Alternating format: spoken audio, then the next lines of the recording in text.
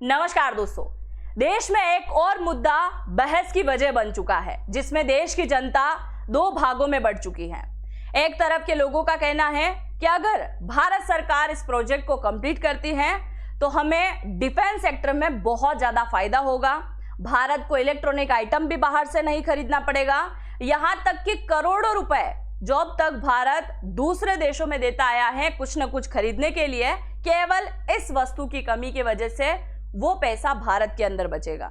और दूसरी तरफ के लोगों का कहना है कि अगर भारत सरकार इस प्रोजेक्ट को कंप्लीट करती है तो आदिवासियों की संस्कृति खत्म हो जाएगी, आदिवासियों से उनके घर और उनकी जमीन छीन ली जाएगी, जो कि सरासर कहीं ना कहीं अन्याय दिखाई देता है। और इसी बात को लेते हुए आज देश के अंदर हंगामा मचा हुआ है। आदिवासियों ने गुट बना रखा है जो कि सुप्रीम कोर्ट तक जा पहुंचे हैं। तो आइए जानते हैं ये कौन सा मामला है जिसे लेकर जनता भी दो भागों में बढ़ गई है।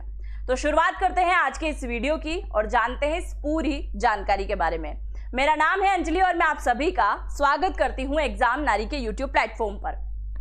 सबसे पहले आप जरा यहां पर देखिए कि मामला शुरू कहां से हुआ था और इसकी कहानी क्या है। ये आपको दिखाई दे रहा है हमारे देश का मैप, और हमारे देश के मैप में अगर हम इस तरफ चले तो ये आपको दिखाई दे रहा होगा उड़ीसा। इसी उड़ीसा को अगर हम थोड़ा सा जूम करें तो ये कुछ इस प्रकार का दिखाई देता है। उड़ीसा का एक जिला है जिसका नाम है कालाहांडी। कालाहांडी जिले के अंदर एक रिफाइनरी मौजूद है जिसे कहते हैं लालजीगढ़। लालजीगढ़ एल्यूमिनियम रिफाइनरी है और एल्यूमिनियम बनता किससे है तो बॉक्साइट से बनता है। अब बॉक्साइट बहुत ज्यादा मात्रा में चाहिए तभी तो एल्यूमिनियम बनेगा, और अगर एल्यूमिनियम की मात्रा बहुत ज्यादा भारत के पास होगी तो इससे इलेक्ट्रॉनिक आइटम में भी काम आएगा और डिफेंस सेक्टर भी बहुत ज्यादा मजबूत होगा। तो अब ये जो कालाहांडी जिला है इसके अंदर जो ये रिफाइनरी है जिसका नाम है लालजीगढ़, इसको चाहिए बॉक्साइट। अब बॉक्साइट के लिए खोज शुरू हुई, कहां से? उड़ीसा के अंदर से ही। जब खोज शुरू हुई तो पता चला कि इसी कालाहांडी के अंदर एक पहाड़ है जिसका नाम है नियमगिरी पर्वत। इसी नियमगिरी पर्वत के अंदर बहुत बड़ा भंडार है, बहुत बड़ा, यानी कि 311 बिलियन टन का भंडार है यहाँ पर बॉक्साइट का। और अगर इसको खनन करके यहाँ से निकाला जाए तो काफी हद तक यहाँ पर पूर्ति की जा सकती है। अब हुआ क्या है, जैसे ही यहाँ पर पता चला तो ये कहाँ चले गए, भारत सरकार के पास गए।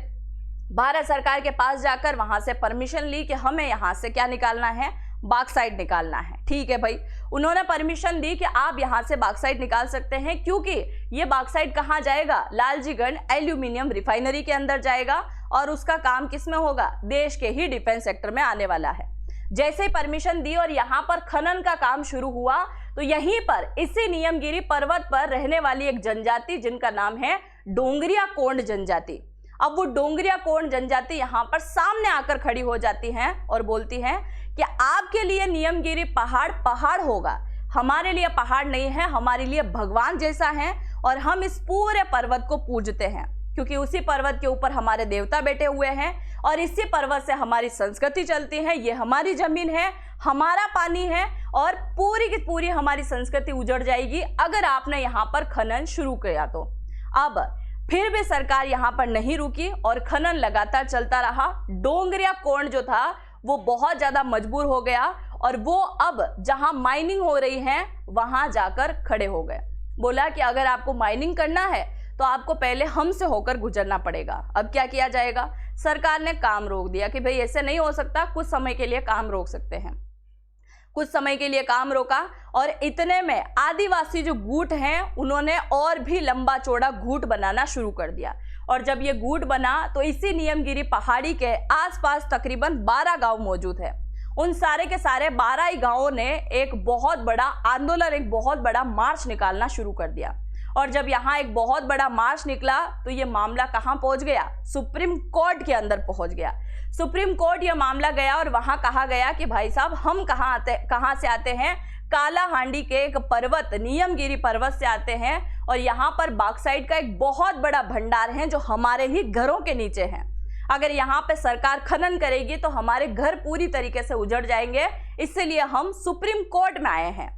जब सुप्रीम कोर्ट ने पूरे मामले की छानबीन करी, जांच करी तो पता चला कि यहाँ पे पहले से ही परमिशन दी गई थी और बॉक्साइट का भंडार भारत के लिए बहुत ज्यादा उपयोगी है। इसके लिए एक तरफ तो सरकार है जो कि डिफेंस सेक्टर को बढ़ाने की कोशिश कर रही है और एक तरफ वो जनजाति है जिनका घर छीनने की भी कहीं ना कहीं कमी यहाँ पर दिखाई दे रही है कि उनके साथ में भी अन्याय है। सुप्रीम कोर्ट ने बोला कि एक काम करो, इसके ऊपर फैसला खुद ही कर लो।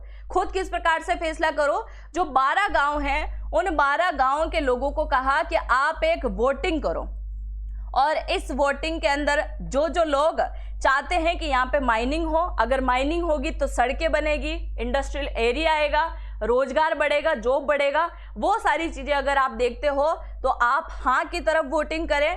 और अगर आप चाहते हो कि आपकी संस्कृति खत्म ना हो तो आप ना की तरफ जो है वोटिंग करो।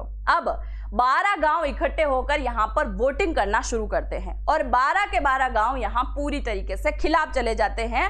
वो बोलते हैं कि कालाहांडी के अंदर जो नियमगिरी पर्वत है उसे हम किसी भी कीमत पर नहीं टूटने देंगे, ना खनन होने देंगे। भाई साहब, अब यहाँ 12 के 12 गांवों ने क्या बोल दिया? खनन नहीं होगा, मामला पूरी तरीके से खत्म हो गया। सुप्रीम कोर्ट ने 2013 के अंदर, अप्रैल 2013 के अंदर फैसला सुनाया कि यहाँ पर अब खनन नहीं होगा क्योंकि गांव पूरी तरीके से क्या हो गया है? खिलाफ चला गया है। अब इसी नियमगिरी पहाड़ी की अगर हम बात करें तो यहाँ पर 311 मिलियन टन के आसपास जो है क्या था? बॉक्साइट था, जिसे सरकार 10 साल तक खोदने वाली थी, पर यहाँ पर पूरी तरीके से इसको बंद करवा दिया गया। अब बंद करवाने के बाद में ये जो पूरा प्रोजेक्ट किसे दिया गया था? ये प्रोजेक्ट दिया गया था किसको? वेदांता कंपनी को।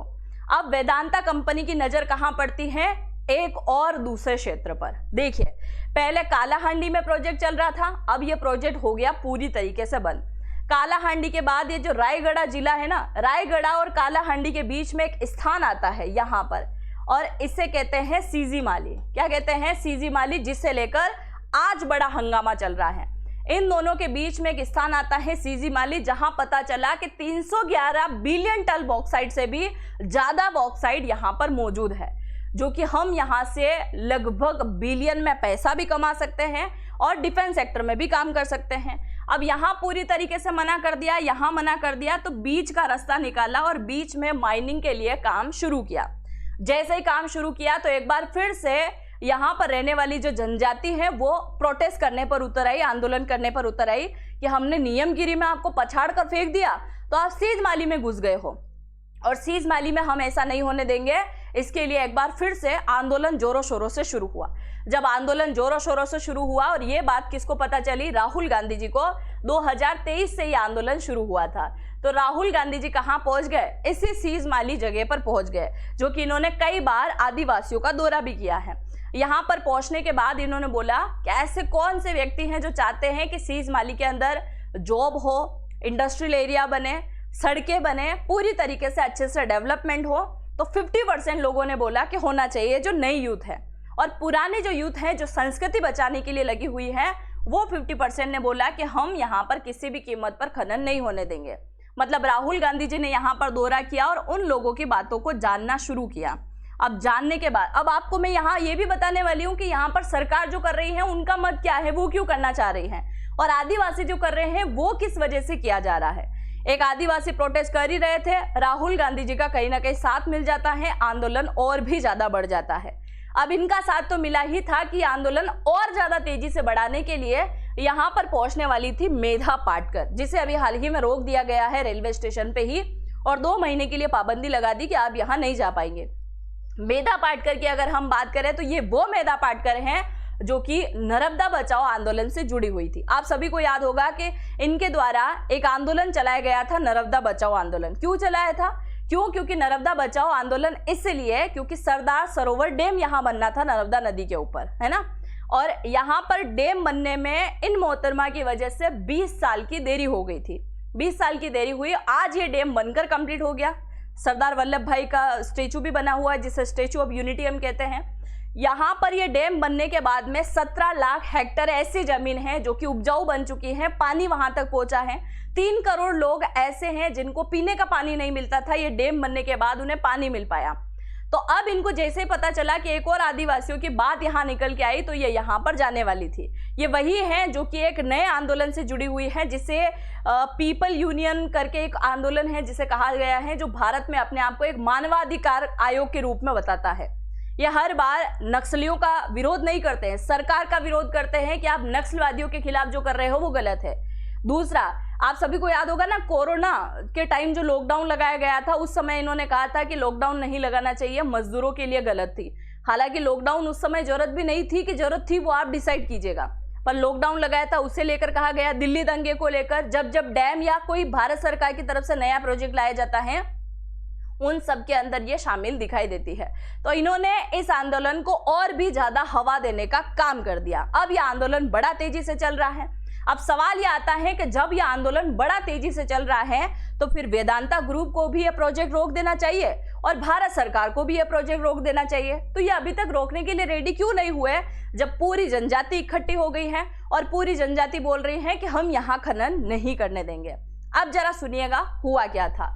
अब एक बार फिर से जो अभी यह मामला जो चल रहा है सीज माली का, इस मामले में एक बार फिर से 12 गांव इकट्ठे होते हैं और 12 गांव इकट्ठे होने के बाद में यह मामला एक बार फिर से सुप्रीम कोर्ट के अंदर पहुंचता है और सुप्रीम कोर्ट में जाता है। तो इस बार फिर से सुप्रीम कोर्ट ने सीज माली को लेकर वही नियमगिरी वाला फैसला सुना दिया।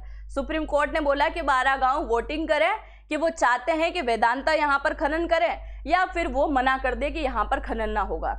अभी की अगर हम बात करें 2023 की जो वोटिंग हुई है उसमें, और अभी 2026 की वोटिंग की अगर हम बात करें, तो उसमें यह हुआ था कि इस बार जो वोटिंग हुई है वो वोटिंग वेदांता ग्रुप के पक्ष में चली गई है। यानी कि जनता ने जो वोटिंग करी है वो उनके पक्ष में चली गई, और जब उनके पक्ष में गई है तो यहाँ पर खनन करने के लिए जो पहाड़ तक जाने का रास्ता है वो बनाना शुरू कर दिया, और वो लगभग 100 मीटर 200 मीटर के आसपास बना ही होगा। और वहां पर कई सारे जनजाति के लोग आकर इकट्ठे हो गए और उसके बाद वेदांता ग्रुप की तरफ से पुलिस वालों को बुलाया गया और पुलिस वालों ने उन्हें वहां से हटाने की कोशिश करी और इन दोनों के बीच में यहाँ पर हो गई हाथापाई, जिसमें पुलिस वालों ने डंडे भी उनके ऊपर अच्छे खासे बरसा दिए।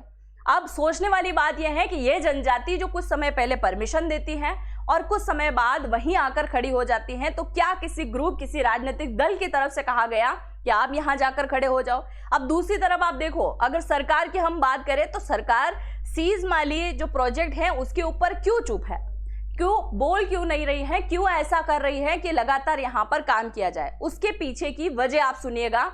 आप सभी जानते हैं कि हाल फिलहाल देश को यानी कि पूरी तरीके से हर सेक्टर में मजबूत बनाने के लिए काम किया जा रहा है, जिसमें अगर हम बॉक्साइट की बात करें, उस बॉक्साइट की जिसे कन्वर्ट करके एल्यूमिनियम में बदल दिया जाता है, उससे एल्यूमिनियम का उपयोग होता है डिफेंस सेक्टर में, और वो एल्यूमिनियम हमें दुनिया भर के कई सारे देशों से लेना पड़ता है, जो कि तकरीबन भारत को 80% लेना पड़ता है, 80% लेना पड़ता है, जिससे उसके बाद भारत के अंदर इलेक्ट्रॉनिक आइटम बनते हैं। और डिफेंस सेक्टर की अगर हम बात करें, जैसे ट्रेन, हवाई गाड़ियां वगैरह कई प्रकार की चीजें जो हैं भारत के अंदर बनती हैं या फिर हमें बाहर से भी लेना पड़ता है।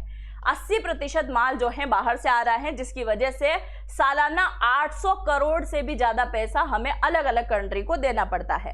अब देखिए आप जरा कौन कौन सी कंट्री से हम बॉक्साइट लेते हैं, तो सबसे ज्यादा हम लेते हैं गुआनिया से, गुआनिया के बाद हम लेते हैं ऑस्ट्रेलिया से, फिर इंडोनेशिया से, और इसके अलावा ब्राजील से हम यहाँ से बॉक्साइट खरीदते हैं, और इन सारे देशों को हम जो है बॉक्साइट का पैसा देते हैं। मान लीजिए कि अगर हम बाहर से ना खरीदें, ये 800 करोड़ रुपए सालाना हमें नहीं देना होगा। भारत की अगर हम बात करें तो भारत में झारखंड, उड़ीसा, छत्तीसगढ़, महाराष्ट्र और गुजरात, ये 5 ऐसे राज्य हैं जहां पर बॉक्साइट की भरपूर मात्रा मौजूद है। अब अगर पांचों के पांचों राज्य की हम बात करें तो उड़ीसा अकेला ऐसा है जिसके पास 74% जो है बॉक्साइट मौजूद है, और ये देश का 54% जो है बॉक्साइट की पूर्ति अकेला कर सकता है। इसीलिए इस प्रोजेक्ट के ऊपर बहुत जोर दिया जा रहा है। हालांकि जो जनजातियों की तरफ से विरोध किया जा रहा है कि हमारी संस्कृति छीन जाएगी, इसके ऊपर भी सरकार को कहीं ना कहीं जो है काम करना चाहिए, देखना चाहिए उनको तकलीफ कहाँ हो रही है। और अगर यहाँ पर देश के डिफेंस सेक्टर को मजबूत बनाने की बात आ रही है और जरूरी है कि यह यहाँ से निकाला जाए, तो इसके लिए भी भारत सरकार को कुछ और अलग तरीके से तोड़ निकालना चाहिए। हालांकि भारत के ऐसे 5 राज्य हैं जहाँ पर बॉक्साइट भरपूर मात्रा में मौजूद है, और अगर ये सारे राज्यों से निकालना शुरू कर दिया जाए तो भारत में बहुत ज़्यादा मात्रा में बॉक्साइट मौजूद होगा और हमें किसी देश से फिर खरीदना भी नहीं पड़ेगा। तो अब आपको क्या लगता है जो अभी प्रोटेस्ट हो रहा है वो सही है या गलत? क्योंकि कुछ लोगों की तरफ से जो रिपोर्ट प्रस्तुत की गई है और सुप्रीम कोर्ट ने भी जो कहा है कि भाई 12 गांव के लोगों ने परमिशन दी है और इस बार जो है फैसला वेदांता के पक्ष में गया था, तो क्या यहाँ किसी राजनीतिक दल की एंट्री के बाद में फिर से हंगामा शुरू हुआ था या फिर यहाँ पर जानबूझ के कुछ ऐसा किया जा रहा है? क्या यहाँ पर सरकार को कोई अलग तोड़ निकालना चाहिए? क्योंकि हमारा देश मजबूत बने ये भी हम चाहते हैं और हम ये भी नहीं चाहते हैं कि जंगल किसी प्रकार से उजड़ जाए। तो आप जो भी सोचते हैं अपनी राय को जरूर से कमेंट सेक्शन में लिखिएगा। और जो देश 2 मोर्चों में बटा हुआ है उसमें आप कौन से मोर्चे की तरफ आते हैं? क्या बॉक्साइट निकालकर देश मजबूत बने या फिर जनजाति संस्कृति को बचाने के लिए किसी प्रकार का अल्टरनेट रास्ता निकालना चाहिए? आप जो भी सोचते हैं अपनी राय को जरूर से कमेंट सेक्शन में लिखिएगा, क्योंकि ये प्रोजेक्ट कहीं ना कहीं भारत के लिए बड़ा उपयोगी भी दिखाई देता है। बॉक्साइट बहुत ज्यादा मात्रा में यहाँ पर। जो भी सोचते हैं लिखिएगा जरूर, और चैनल पर पहली बार विजिट किया है तो सब्सक्राइब जरूर से कर लीजिएगा। इसके अलावा अगर आप जनरेटिव एआई सीखना चाहते हैं तो इसी वीडियो के कमेंट सेक्शन में आपको पहला कमेंट मिलेगा, एग्जाम नारी के नाम से पिन कर रखा है, उस पर जाके टैप कीजिएगा। नाम, मोबाइल नंबर, ईमेल आईडी आपको डालना है और डिस्काउंट प्राप्त करने के लिए कोड आपको यूज करना होगा। हम मिलते हैं नेक्स्ट वीडियो में, तब तक के लिए जय हिंद, जय भारत।